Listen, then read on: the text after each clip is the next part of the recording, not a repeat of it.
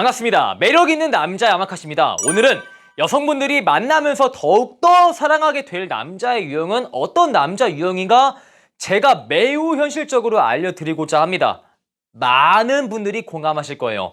일단 여자가 아플 때 여러분이 맨날 며칠을 찾아가면서 자기야 아프지 내가 요리해줄게 내가 본죽 사왔다 본죽이 전복죽이야 전복이 개맛있어 이런 모습 보여준다고 해서 여자가 여러분에게 감동은 하겠지만 더 좋아하진 않아요. 그리고 여자가 힘들어할 때 여자가 빚이 있어가지고 힘들어할 때 자기야 내가 3천만 원 적금 든 건데 이거 써 이거 쓰고 나서 정말 나중에 갚아. 제가 이런 말을 하면서 혈압이 매우 올라요. 제가 이런 말을 왜 한지 알아요? 보통 이렇게 말도 안 되는 스토리가 어디서 많이 나옵니까? 드라마나 영화에서 많이 나오죠. 근데 드라마나 진짜 영화에서 너무 남자들을 호구로 만들고 있다는 거예요. 잘못된 연애관을 주입을 시킨다. 정말 저렇게 여자한테 스윗 한남스러운 모습을 보여주면은 여자가 나를 좋아한다라고 착각을 하게끔 만들기에 매우 좋다는 거죠. 동시에 남자들을 바보로 만들지만 여자의 콧대를 높게 만들어주고 있죠. 사실 여러분들이 보고 있는 드라마 작가가 대부분이 여자인 경우가 많아요. 그래서 여성들의 감성을 다소 자극을 하다 보니까 그렇게 말도 안 되는 스토리가 드라마에서 나오고 있다 이거죠. 그래서 진짜 그런 드라마를 보다 보니까 맞아 남자친구라면은 내가 빚이 있을 때 자기가 적금 부은 거 몰래 줄지도 알아야 되지 라고 말도 안 되는 남성의 기준상이 생긴다는 거예요. 근데 제가 오늘 내용을 설명드리기 앞서 한 가지 명언을 풀게요. 여러분이 만나는 여자를 연예인처럼 대하죠? 그러면 그 여자는 여러분을 팬처럼 대합니다. 연예인과 팬 관계로 되고 싶어요? 아니면 평등한 남녀 관계로 남고 싶어요? 남자분들이 여자를 만나면서 가장 실수하는 게 여자의 눈치를 본다는 겁니다. 근데 눈치를 보는 게 왜 문제가 되는지 말해주는 남성이 없다는 겁니다. 제가 지금 눈치를 보는 게 왜 잘못된 건지 왜 하지 말아야 되는지 여러분한테 납득이 되게끔 말씀드릴 거예요. 자, 가령 우리가 학창시절에 잘못을 한 거야. 잘못을 해서 교무실에 불려간 거죠. 교무실에 불려가면 어떤 포지션을 가지고 있죠? 우리는 잘못해가지고 쌤 저 왔어요 이런 포지션을 보이고 있고, 그리고 교사란 놈들은 팔짱을 끼고 왔냐? 이러한 포지션을 보여줍니다. 그죠? 그럼 여기서 갑은 누구고 을은 누구일까요? 갑은 교사이고 을은 여러분이에요. 그쵸?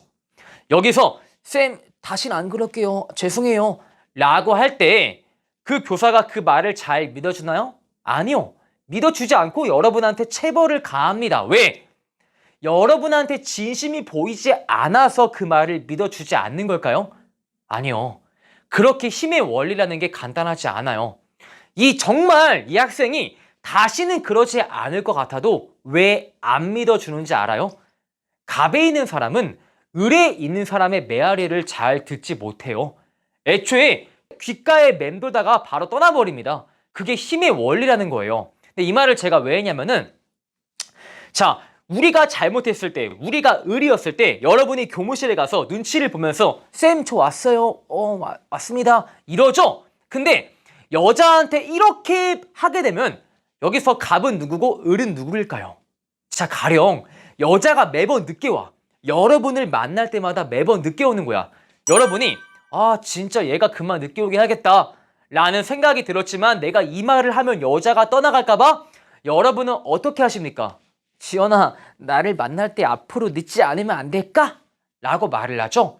이렇게 여자의 눈치를 보는 순간 갑은 여자가 되어버려요. 근데 문제는 여자가 늦었다 라는 사실관계는 진짜 전혀 중요하지 않아요. 왠지 알아요? 여자분들은 이성적인 사고를 하는 것이 아니라 감성적인 사고를 해요. 지금 내가 늦어서 이 남자가 이 말을 하는 거다! 이게 중요한 게 아니라 지금 이 남자가 내 눈치를 보고 있다. 이게 중요하다는 거예요.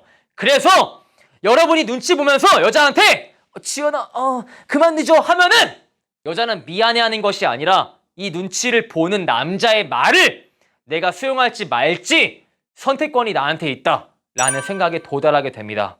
그래서 여러분이 여자의 눈치를 보는 게 중요하지 않은 거예요. 여러분이 그 여자를 10번 만나면서 10번 만나는 내내 9번 정도를 그 여자가 좋아하는 것을 한 거야. 여기서 여러분이 한 번쯤은 내가 좋아하는 걸 하고 싶겠지. 그치? 근데 또 눈치 보면서 지연아, 그동안 우리가 만나면서 너가 먹고 싶은 거 먹었으니까 오늘만큼은 내가 먹고 싶은 거 먹으면 안 될까? 라는 순간 10번 중에 9번 그 여자가 하고 싶은 걸 했다 라는 사실관계는 중요하지 않다고요.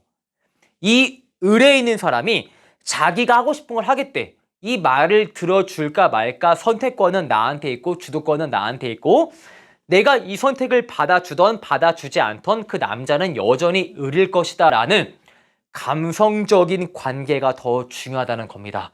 여성분들은 내가 늦었다, 내가 그 남자의 말을 잘 들어주지 않았다라는 사실관계는 사실 거의 뒷전에 있어요. 그냥 감정적으로 내가 우위에 있다, 이것만이 중요할 뿐이죠. 그래서 우리가 여자의 눈치를 보면 안 되는 거예요. 그리고 여러분, 연애 왜 하세요? 자, 제가 지금 여러분에게 질문할게요. 여러분, 연애를 왜 하십니까? 이 질문을 들었을 때 내가 만나는 여자를 행복하게 만들어 주려고요 라는 답을 하신 분들은 진짜 아웃이에요.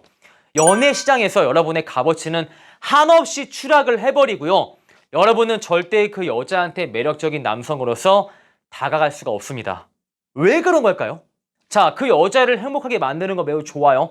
근데 그 여자를 행복하게 만들었을 때 여러분의 행복은 누가 챙겨주나요? 여러분의 행복은 어디에 있는 겁니까? 그 여자의 행복을 찾았을 때 왜 여러분의 행복은 뒷전에 있는 걸까요? 지금 화제가 되고 있는 게 뭐죠? 화제가 되고 있는 게 퐁퐁남 설거지론이에요. 근데 이 퐁퐁남 설거지론을 겪는 남자분들이 결혼할 때 어떠한 생각을 하는 줄 아세요? 내가 결혼해가지고 이 여자를 행복하게 만들어 주겠다라는 생각을 하는 순간 여러분은 100% 1000% 퐁퐁남 예약입니다. 그냥 예약을 하신 거예요. 이거는 벗어날 수 없는 운명의 굴레예요. 자, 보세요. 연애할 때 내가 이 여자를 행복하게 만들겠다? 이거 아니에요. 내가 이 여자랑 연애를 해서 내가 행복해져야겠다.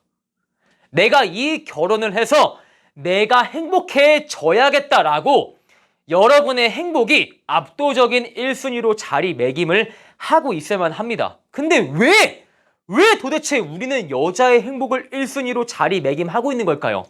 그러면서 보빨란 욕하고 그러면서 퐁퐁난 욕하실 거예요?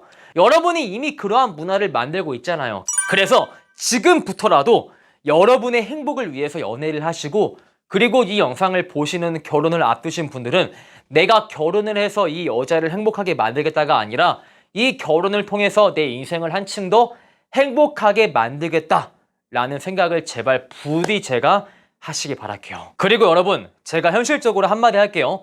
여러분 지금 옆에 있는 여자가 여러분의 옆을 평생 지켜준다는 보장이 절대 없습니다. 그 여자는 조금만 삐뚤어져도 여러분을 떠나갈 준비가 되어 있을 수 있어요. 그죠? 근데 저는 가장 안타까운 게 이런 말이에요. 강사님, 제가 연애를 시작한 뒤로 저만의 시간이 사라져 버렸습니다. 자기 개발을 할 시간이 없습니다. 제가 일주일에 3번, 4번 그 여자를 보면서 자기 개발을 할 시간이 없다는 거예요. 근데 문제는 뭔지 아세요? 제가 말했죠. 그 여자가 여러분의 옆을 평생 지켜주지 않을 거라고 분명히 말을 했어요. 여러분이 지금 30살이야. 30살인데 내가 그 여자랑 2년 동안 연애를 하면서 자기 개발을 못했고 내 능력치가 올라가지 않은 거야. 그죠? 여러분은 2년 동안 연애를 하다가 헤어졌습니다. 여러분은 몇 살이 되어 있죠? 맞아요. 32살이 되어 있어요. 남자 인생은 30부터 시작이라고 했죠?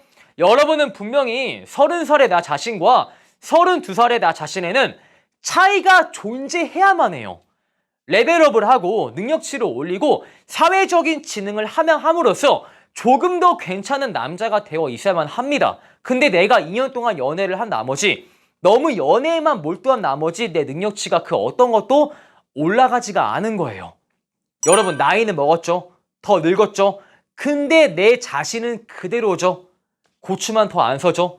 자, 이러한 남자의 모습을 갖춘 상태에서 다시 한번 연애를 하기가 과연 쉬울까요? 아니요. 여러분은 그냥 아저씨가 되어 있는데, 아저씨인데 능력은 젊었을 때랑 별반 차이가 없는 그냥 별 보잘것 없는 아저씨에 불과한 거예요. 그래서 여러분이 그 여자랑 몇 년간 연애하고 나서 나이를 먹고 나서 다음 연애가 힘들어지는 이유가 뭔지 아세요? 내가 족밥이니까요. 사실 이 대한민국 사회가 나이에 대해서 상당히 각박해요. 남자 33이면 이 정도여야 되고 남자 36이면 이 정도여야 되고 이렇게 각박한 인식이 있어요. 여자분들조차 그 남자의 나이를 들었을 때 각박한 인식으로 그 남자를 해석을 하게 돼요. 남자가 32이면은 이 정도의 능력치는 보유를 하고 있겠지, 이 정도의 사회적인 지능 센스는 보유하고 있겠지 라는 것들을 기대하고 있는데 어라?